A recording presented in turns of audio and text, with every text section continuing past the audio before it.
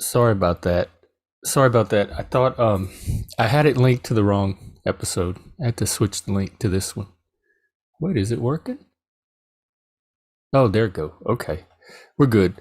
Um ooh. Well, wait. I I keep getting excited cuz it keeps showing me that there's two people watching. But I think it's cuz I had the other browser open. I don't think there's actually people out there. If there's people out there, hi.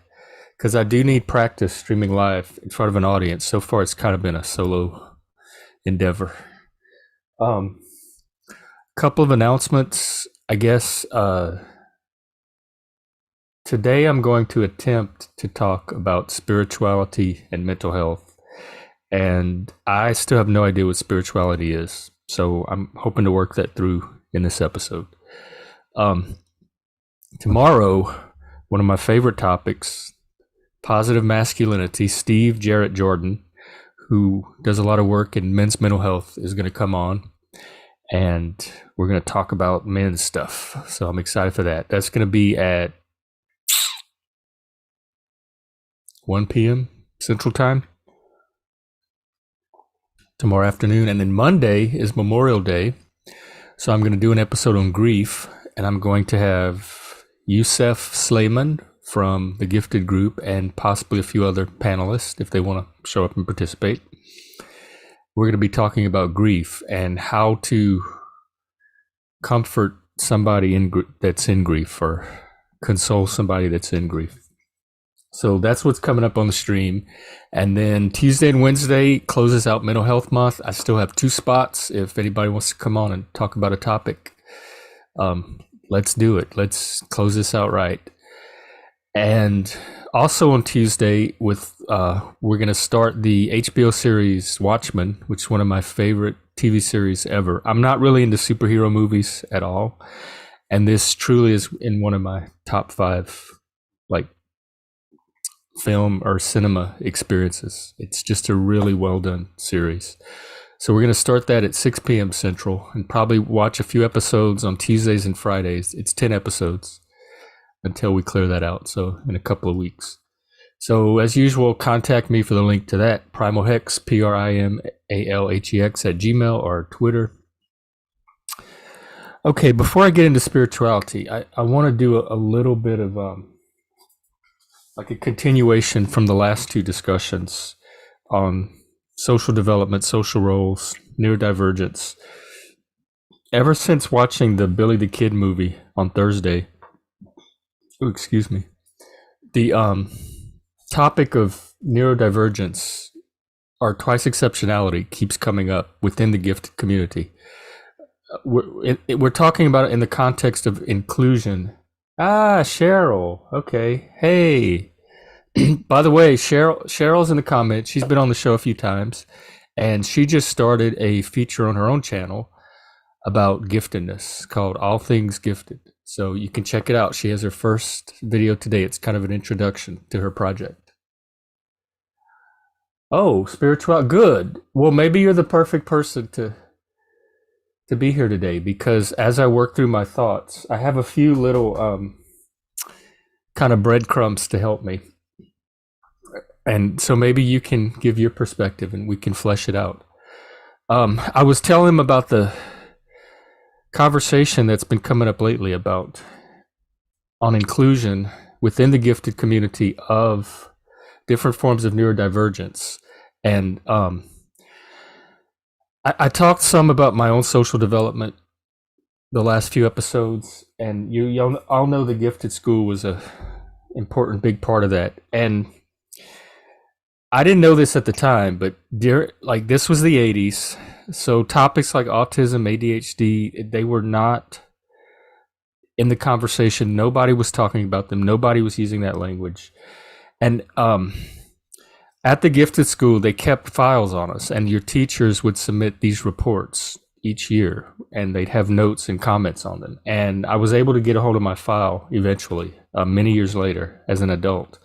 And I wanted to go through some of the comments today to kind of illustrate 2 things, the neurodivergence within the gifted community and the inclusion for it, and how different I think these comments would be framed today, and to kind of show some of the development that I mean, the gifted school really was kind of Shangri-La for me, but I had a form of adjustment difficulty even in that. I wouldn't say adjustment difficulty because I adjusted to it just fine. I'm not sure they fully adjusted to me, although I really think they did. Like in the long run, I really have to give them a big A for that.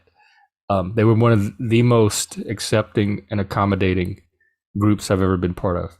But I thought I'd go through some of these comments to illustrate like the challenges that we still face if you have that other exceptionality, which could be autism, ADHD, any form of neurodivergence. We have people that are dyslexic. And one thing that came out in our conversation about inclusion and neurodivergence is the concept of tolerance. And honestly, I'm happy with tolerance. If you're just tolerating me and not harassing me or trying to stigmatize me or demonize me for my neurodivergence, I'm fine with that. I don't expect any more than that. And that's probably the best, most realistic that most people can do. But then beyond tolerance, there's acceptance.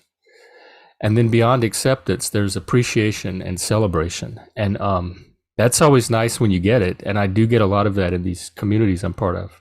But even if I just get tolerance, I'm happy with that. So let's take a look at some of the comments.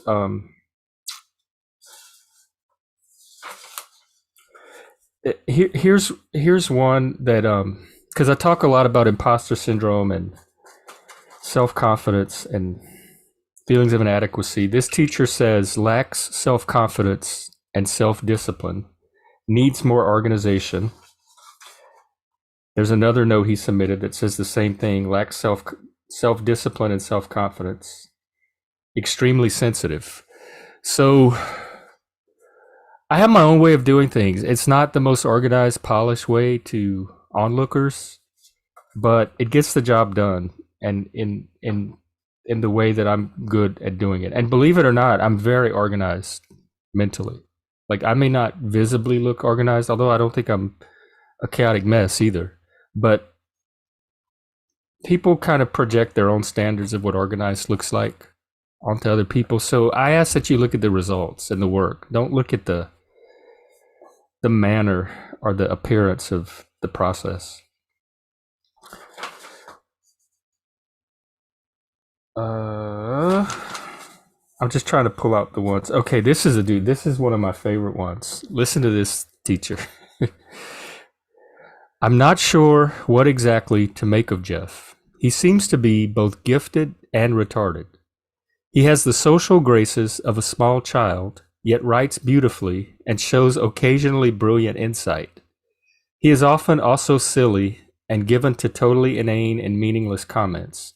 The other students treat him with a great deal more kindness than I would have expected, much like the American Indians treated the insane as beings blessed by the gods. Isn't that a nice compliment to get, or a nice observation to have made about you? I don't know what to make of that other than that's got to be the autism, the neurodivergence, like for her to home in on those qualities. I don't know. I think there's a lot of charm in that comment.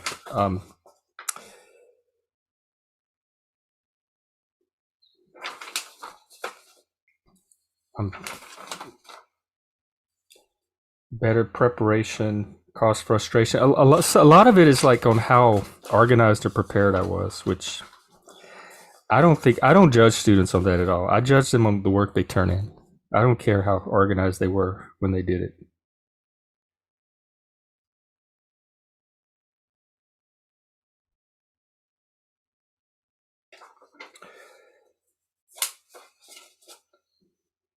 Okay, here's an interesting one. It's a questionnaire with different questions, and the comments are like related to some of the questions. So this is related to the question of peer relationships.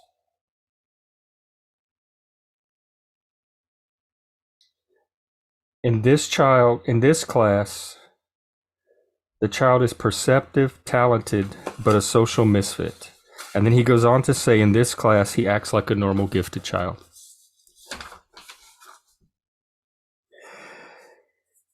Here's another one of my favorites from a teacher I was very close to. Jeff's manner often precludes peer acceptance.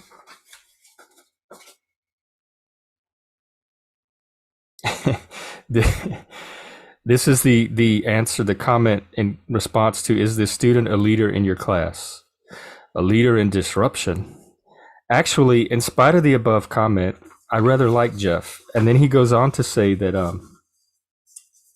I exercise a leadership of a kind. That comment's always kind of stuck with me ever since I read it, that a leader in disruption, because I don't mean to be a leader in disruption, but I often do find myself disrupting other ways of doing things that I don't find as helpful as the way that I can see. And that goes back to the Dabrowski, you're able to see the gap between what is and what could be. And so when I see what to me appears to be a better way of doing things, I can very much, not intentionally, but sometimes, especially as I got older, intentionally disrupt the present way of doing things. Another teacher I really like a lot, bright but disorganized at times. So you could see how maybe today that would be called ADHD or autism. This is my favorite comment of all, same teacher. Jeffrey is Jeffrey, I think. So I just wanted to share those. I always think they're fun to go back and read. So for spirituality, there's two places I want to start. One, as you all know, I'm so close to this man, Harold Bloom, the American literary critic. And he ventured into a subject he called religious criticism at one point in his career. He wrote a book called The American Religion. And he makes the case in the book that Christianity, as it's currently practiced in America, is radically different from traditional and historical Christianity as you might see in Europe and other parts of the world, and that it's actually has a Gnostic basis to it and hardly a Christian one at all. I won't get into that part of the book, but in the book he does offer, I want to read this short paragraph on it's what religion is, not necessarily what spirituality is, but what religion is. And I'm going to take it as a starting point to explore what spirituality is. He says it's an old surmise among students of religion that the gods and God are belated in questions of religion. They came later. At the origin, there is the manifestation of the sacred as power, and there is the human experience as object of that power. The power can be an indifferent destiny rather than a god or gods, or it can be a force that intervenes, whether benignly or malevolently, but still without a consciousness or personality of its own. Whatever it is, to be surprised by it is to be avoided if possible. Awareness and observation are necessary in regard to it, and probably preceded worship or reverence as the proper human stance towards a more than human power. So I want to explore that more than human power and what that could be, and what are the limits of the human, and the emphasis on awareness and observation being necessary in regard to it. The other little starting point I want to take is it's from the Wikipedia page on individuation, and it's one of Jung's comments on individuation. Jung says the aim of individuation is nothing less than to divest the self of the false wrappings of the persona on the one hand, and the suggestive power of primordial images on the other. Now, I've spent a lot of the last few episodes talking about the persona, and Dolbez and I got into it around the persona a bit, and it comes up in our gifted discussions as well. So you have the persona, which is developed socially from your interaction with others, which Dabrowski would call the second factor, and that's on the one hand, and the suggestive power of primordial images on the other, which rise up from within, which would be first factor. It's the drives, the instincts, the impulses, and they take, at least partially, form in our consciousness as images as well. It's a emotional or physiological response to some kind of image in the mind. Even if it comes from the external world, we're reacting to it. Like our brain simulates reality based on the data it takes in from the external world. And part of that simulation is the formation of images that we're constantly reacting to. So it's the images, it's the divesting the self or uncovering the self, or discovering the self beneath the false external wrappings of the persona and these primordial images that arise from within, which the spirituality as I use it, and Satanism is kind of the aesthetic and ethical form that it takes, but it could as easily take a Christian or Buddhistic or any other form. Underneath that, I've always said before that my spirituality maps very nicely onto Dabrowski's theory of positive disintegration, and vice versa. Dabrowski maps very nicely onto my Satanism.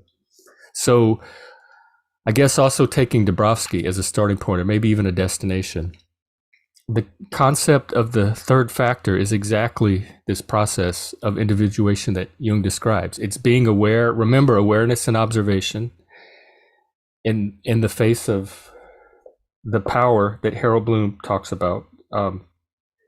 Manifestation of the sacred as power, and the human experience as object of that power.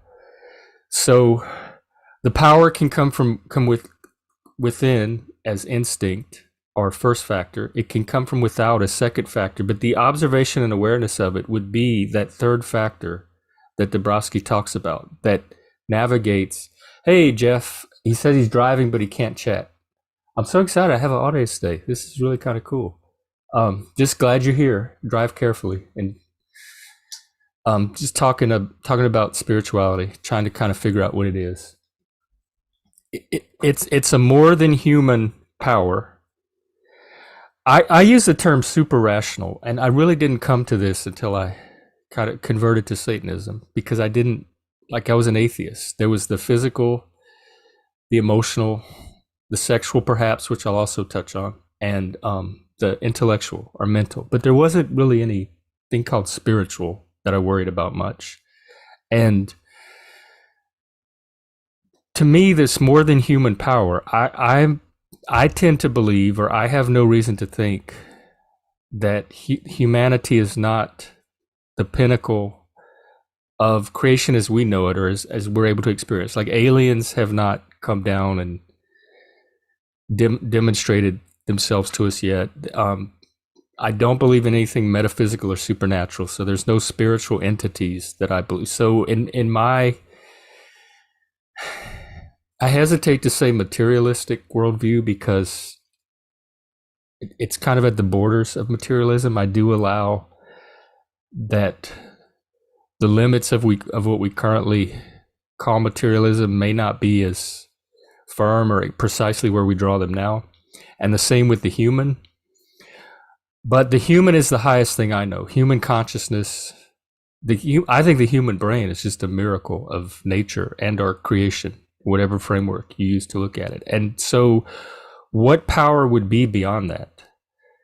The power, like in our ancestors, maybe nature, the weather, the animal world, dreams, could be perceived as beyond the human, but I view all of that within the context of human experience. So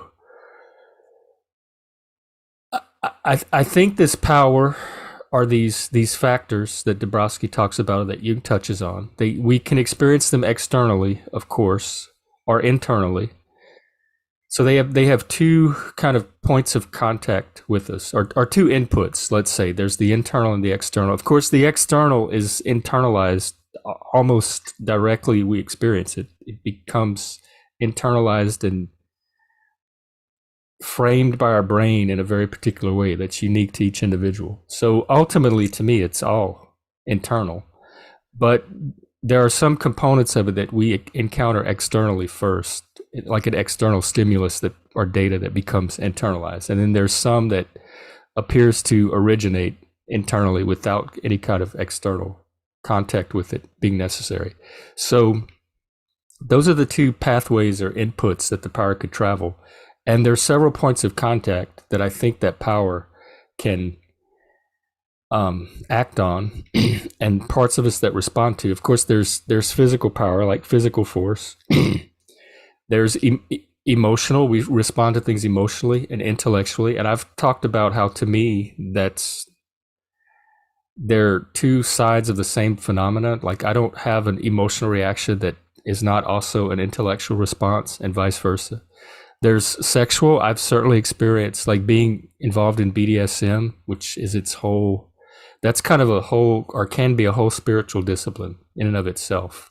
You really reach states of consciousness that you don't reach in your ordinary, like, day-to-day waking state. So it could have sexual power, our response to beauty, our response to sexual magnetism, whatever. And so then what is spiritual power, and what part of us does spiritual power act on? I'm thinking of things like art, like all of this power I'm talking about. That's why I brought up the primitive ancestors. They all seem to be a power that has its origin in other humans or humanity. The sexual response would be to another human. The emotional and intellectual responses that matter to us most are usually to the actions of other people, or the personalities of other people, or what we're getting from other people. I mean, I suppose, and I have had before, reactions to pets, and maybe I do a lot of hiking and camping, so there's certain vistas and landscapes that I've talked about, how being in the desert was a form of spirituality to me, and I wouldn't say that involved another person, but just in general, I guess in our day-to-day life. So I'm not going to limit spirituality to the human, because I have had experiences that didn't involve humans at all, that was kind of a power greater than, okay, here's where we get into the greater than the human, or the more than human, and what is that?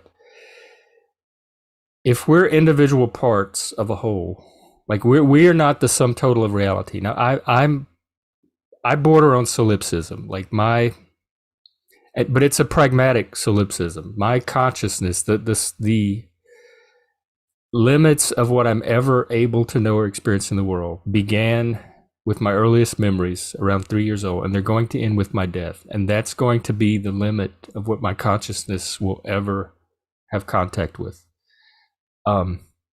So that is the sum total of reality for me, is the limits of my own consciousness. I can never know more reality than my consciousness is capable of knowing in the duration that it has to do that knowing. But I don't think existentially that I am the whole sum total of reality. I do recognize, or it seems to me, that I am some part in a larger whole, a larger social whole, natural whole, cosmic whole, universal whole. Like there is a world out there that I'm a part of, but not the totality of. So setting the solipsism aside, to me, it's the power of the whole reacting on the part. And okay, so I brought up art briefly. I'm going to go back to art, because that's where I experienced the most power. For me, the Satanism is very much an aesthetic religion. Before I converted to Satanism, and it was kind of an extension of, my religion was rock and roll, which is the devil's religion, or rock music rather. To me, rock and roll is the old-timey stuff. Rock is the stuff that developed in the 60s and that we still listen to today. Literature, like, which can be very powerful. Philosophy, the great works of the past, Shakespeare, Dante, Homer. There's a certain power in that literature that acts on my mind and my emotions. So there's an aesthetic response to art. Music, a good movie, a good drama. So all of the things that traditionally, at least since the Greeks, probably before, like, we respond to stories, we respond to beauty and images that are finely created by other humans, and I mean, music's been so much a part of my life since I discovered it. It's almost I have no problem calling these things forms of religion. I mean, Walter Pater developed in the late 19th century the concept of the religion of art and the aesthetic movement. But even before that, there was a concept of art as religion. I'd say even you can go back as far as the Greeks and the what they called musike culture, which was kind of a combination music, dancing, drama, storytelling. You had the muses, which were certainly religious figures. So art has always been, it's not more than human because it originates with humans, but it's more than an individual human, perhaps more than the individual artist himself. So that's one source of this power that I'm calling spiritual, that I'm distinguishing from. Now, art certainly includes emotional reactions, mental and intellectual reactions. I've talked about how sexual reactions can be a form of reaction to power. Spirituality to me is something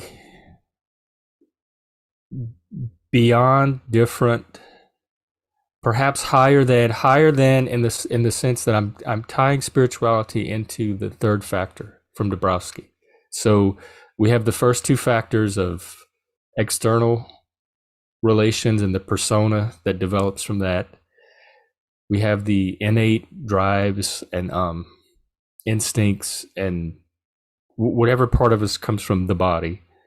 And then we have this third factor that can observe and be aware of both of those first and second factors and guide them to a degree, even if it's a small degree. But we can choose at some point as we mature and become adults and develop, we can choose what to do with our reactions, what to do with the instinctual promptings, like the power of the primordial images, as Jung phrases it. We can choose as we become aware of what's the false wrapping of the persona and what's the authentic self. We can choose what to do with those different components, like how much to express the persona, how much to express the authentic self. So that observation and awareness and ability to choose would be the third factor. But we choose it under the guidance or in alignment with some higher ideal that we either intuit, imagine, develop, or but there's some respect. We're not just, I mean, we could do it experimentally, I suppose, but even that experimental process, I think, is to ultimately divine some kind of ideal that we want to direct our efforts to shape these two factors toward. So the third factor to me operates in response to some power that I'm going to call greater than the first two factors. It could be greater in the sense of higher and more human directed. Like art is a form of, art takes natural raw materials and shapes them in a human, like it adds a human process to them and then it shapes them in a human form. So it could be directed in response to that, or it could be, I'm talking about higher in the sense of okay, I'm getting tangled here. Higher in the sense of what we're responding to feels or seems to us higher than what's given to us initially as the first and second factor, or it could be higher in the sense of we're a part and it's coming from that sense of wholeness or something greater outside than a part. People always accuse, or quite often, especially recently as I've gotten more into these debates, Satanism of being the religion of the self, or an excuse to put yourself above all things and do what you want. And for some Satanists, that could perhaps be true. That is definitely not my version of Satanism. The self is the Jungian self. It's a starting point for individuation and self-actualization, but there's a responsibility that comes along with that. It's not just you living for yourself. It's you developing yourself to exist in a community of other selves that you have a responsibility to. So for my Satanism does not, it may begin in the self, and that may be one of its destinations, primary focuses, but it doesn't end in the self. It doesn't terminate in the self. It terminates in mankind and humanity and this larger community. And all of the major world religions and more advanced or enlightened spiritualities, I guess, if we want to call them that, seem to end in something larger than the self. Christianity, Buddhism, which ends, I'm no expert on Buddhism by any means, but in my understanding of it, it leads to annihilation of the self into some greater whole. So my Satanism specifically is a path to something larger than the self, but through the self, and with a strengthened and developed self, so that when you are able to give the self to this whole, it's a self that it's your best self. It's a self that you've developed in line with some higher ideal. And so I guess that's where I'm hovering around spirituality being. It's more than, it's not an emotional reaction. It's not an intellectual reaction. It can include the emotional, intellectual, even the sexual.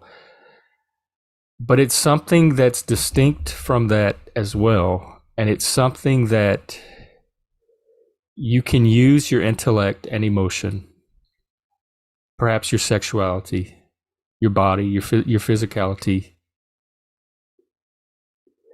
You can use this, what I'm calling spirituality, to guide the other components to of ourselves into whatever vision that you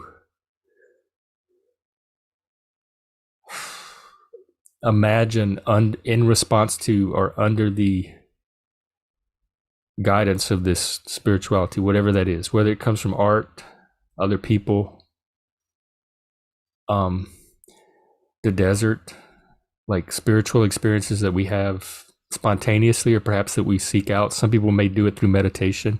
I do a form of active meditation. I do not have the discipline to sit there and hum or chant or stare at a candle flame and quiet my mind. My mind is never going to be quiet, ever. I know that.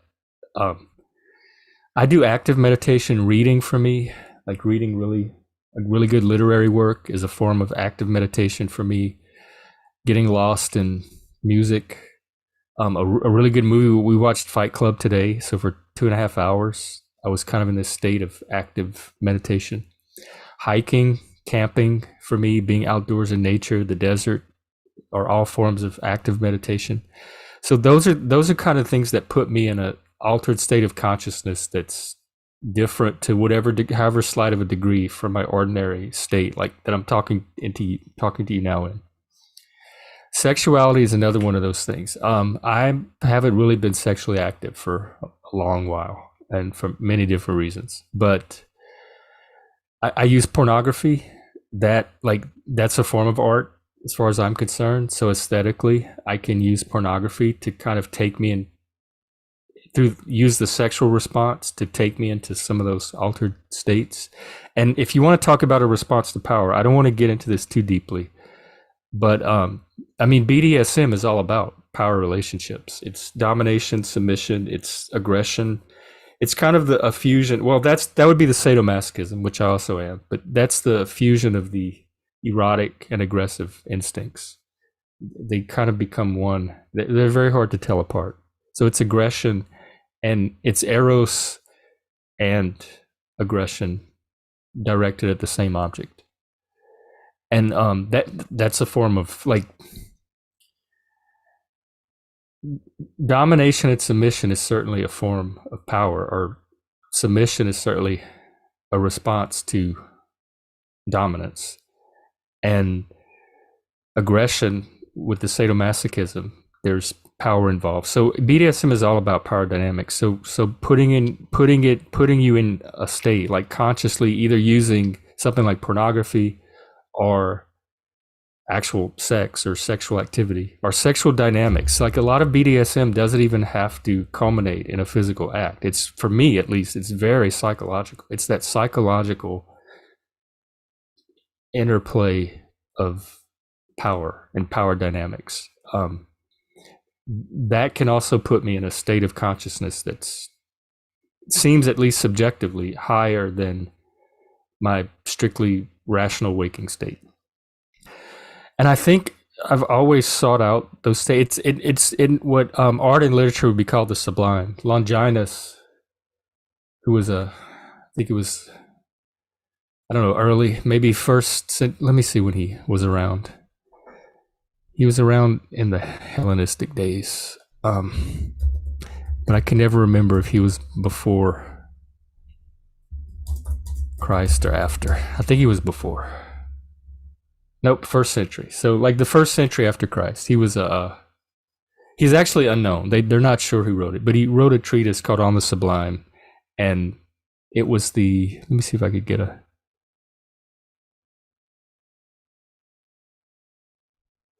good definition of the sublime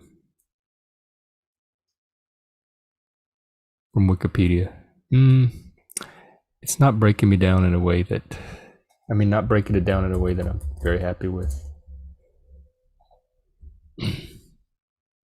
How about, I know what I'll do. I will go to ChatGPT. I find myself using it more and more. Like when I can't find something on Google, or I need it to break down something just briefly for me. ChatGPT, can you break down Longinus's concept of the sublime briefly for me? I said briefly. The sublime is a quality that evokes awe. Hang on, dude, stop scrolling. Awe, admiration, and greatness in the reader or audience. It is a transcendent and elevated experience that goes beyond the ordinary. The sublime is characterized by its ability to inspire and elevate the emotions and intellect of the audience. I talked about both of those. According to Longinus, the sublime can be achieved through 5 main sources: great thoughts. In the gifted world, or the Browskian framework, we have the concept of the excitabilities. Intellectual excitability is one of them. The expression of profound and insightful ideas that challenge conventional thinking and expand the limits of human understanding. Again, we're at the limits of the human and the more than human.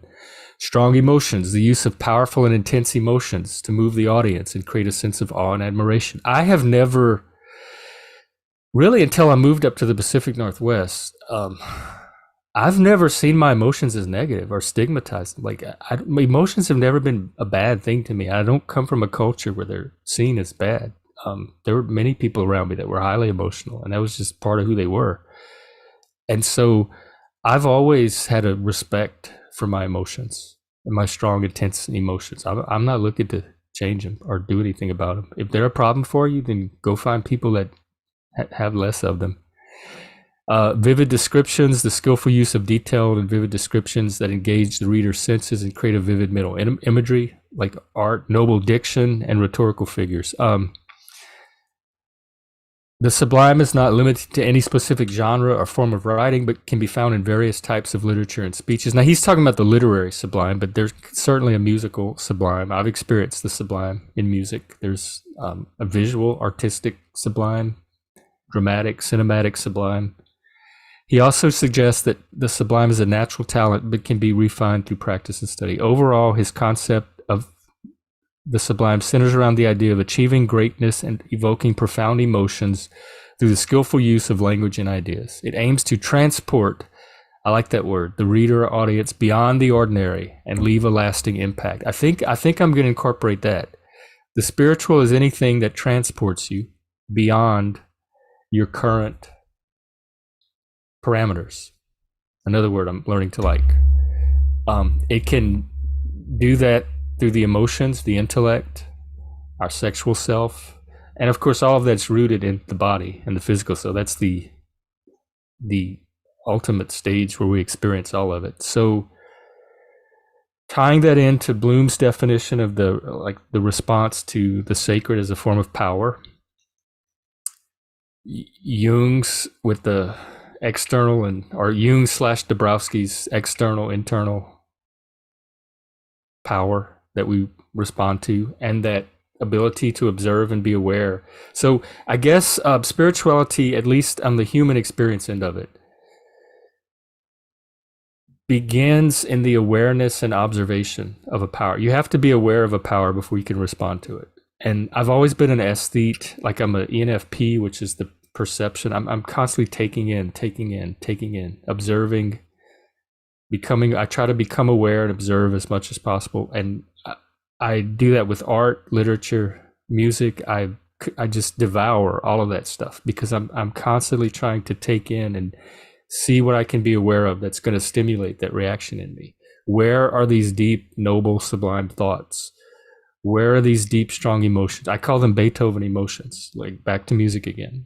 They're the emotions that hit big and deep. They feel like mountains and oceans inside of you. Emerson uses the phrase lightning bolts and trumpet blasts. It's that feeling in response to usually art. Like, as I said before, there are non-human elements that can evoke that. And in fact, during the Romantic movement and painting and literature, the landscape was a source of that. You have landscape painting, and you have poetry. Wordsworth, a lot of his poetry was in response to landscape. He'd go off in these isolated landscapes and write about the thoughts and emotions they inspired. So I don't know. Do I have any clearer idea of what spirituality is after all of that? Cheryl, if you're still here, do you have thoughts on spirituality? I know you come from more of a religious framework, but for me, that's what God is, and he's not external to anything human. He's, in fact, we talked about doing a book club on Northrop Frye's Fearful Symmetry, which is a study of William Blake. And a lot of this is very much in line with Blake's thinking on this, that the spiritual and the divine and the religious is just the highest part of the human. And there is nothing beyond that.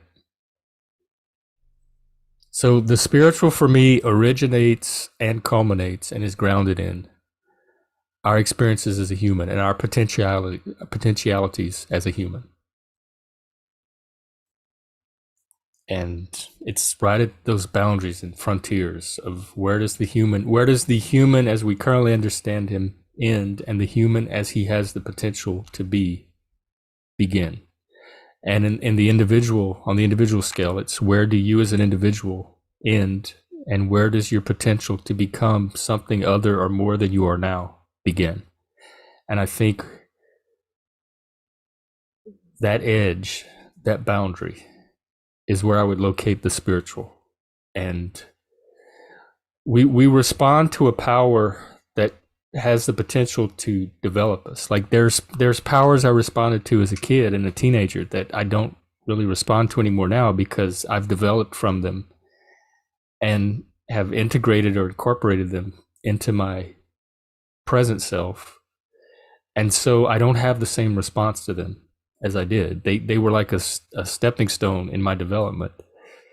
So if you, now there are things like we watched Fight Club today, and I hadn't seen it in years, and it was almost better today, more relevant today. It meant more to me today on a personal level, especially doing men's mental health work. It had themes that I was noticing that I didn't notice the first time, that were more relevant to, I think, things that are going on today than when it came out in 1999.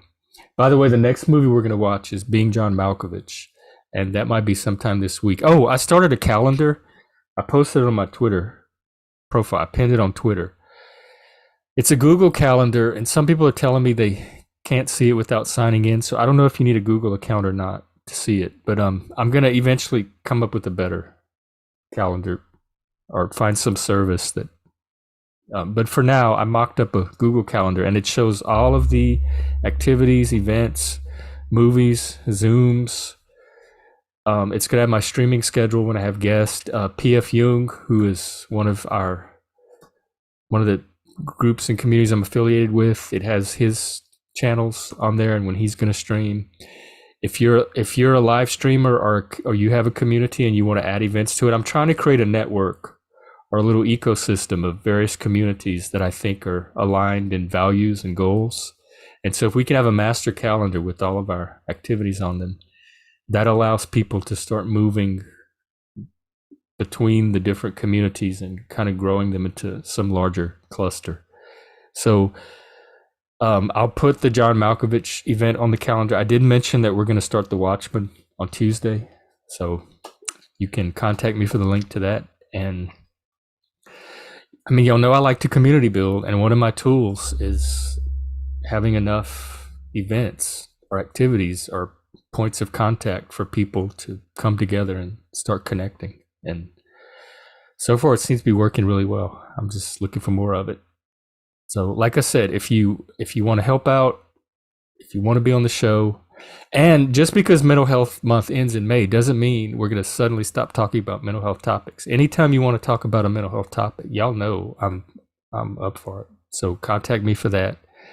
And if you want to attend any of these Zooms or groups, men's group on Monday, gifted group on Friday, various movie watch party groups during the week. I think I'm going to start doing a men's movie day on Saturdays.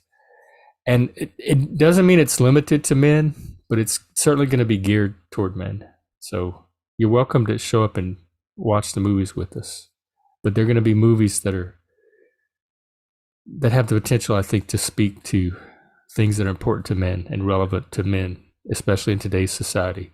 One movie I have not seen that was very high on my list is The Road, the Cormac McCarthy book that they made into a movie. In fact, I forgot who was in it.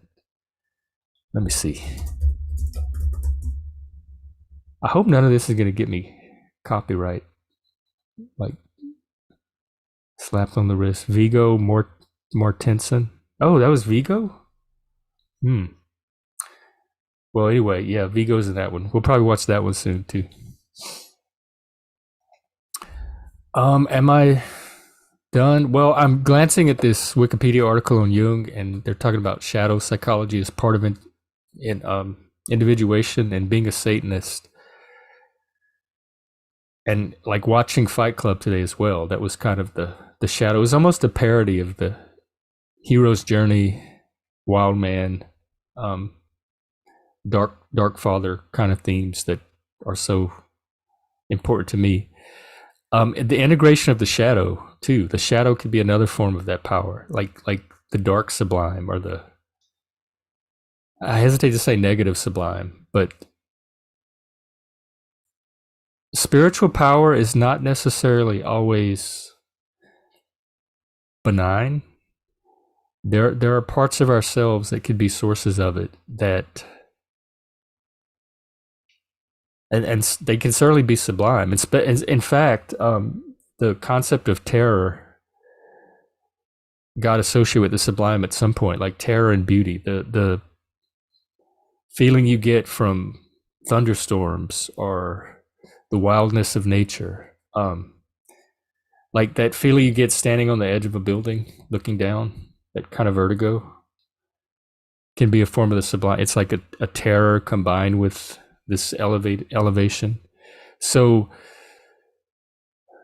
our dark side, our shadow, the parts of ourselves that we don't want to own, that we repress, that we project and react to in others, but it's probably just as much, if not more, part of ourself. All of that, I think, can fall into this category of more than human power. Or again, when I say more than human, I mean more than our present human awareness. But I think the origin of it is ultimately still within the human. I don't think it's a transcendental power. I guess I should probably stop babbling about spirituality now. I'm still having, the light broke completely, so I'm still having lighting issues too. I might do a Spaces tonight. I feel like it's early. It's a Saturday night. I don't have much going on. I announced who's this Wiley Shakespeare? Let me follow him. I announced the Fight Club movie on Twitter today, and this guy writes, sorry, first rule, I can't discuss it. Probably breaking the rule just talking about it. That's worth a follow. Oh, he's Canadian. All these Canadians lately. But these are never mind. I don't want to badmouth my Canadian friends, even though I did get canceled by them behind the wokeness.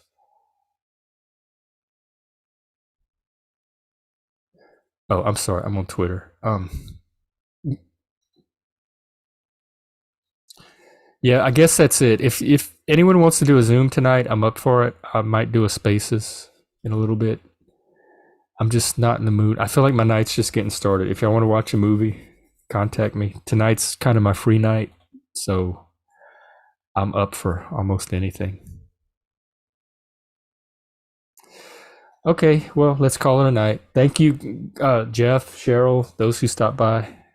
And tomorrow, it's Men's Mental Health, Positive Masculinities with Steve Jarrett Jordan. He's a really fantastic guy. You don't want to miss this one. And happy Memorial Day, and I will talk to you tomorrow. Bye. Spiritual.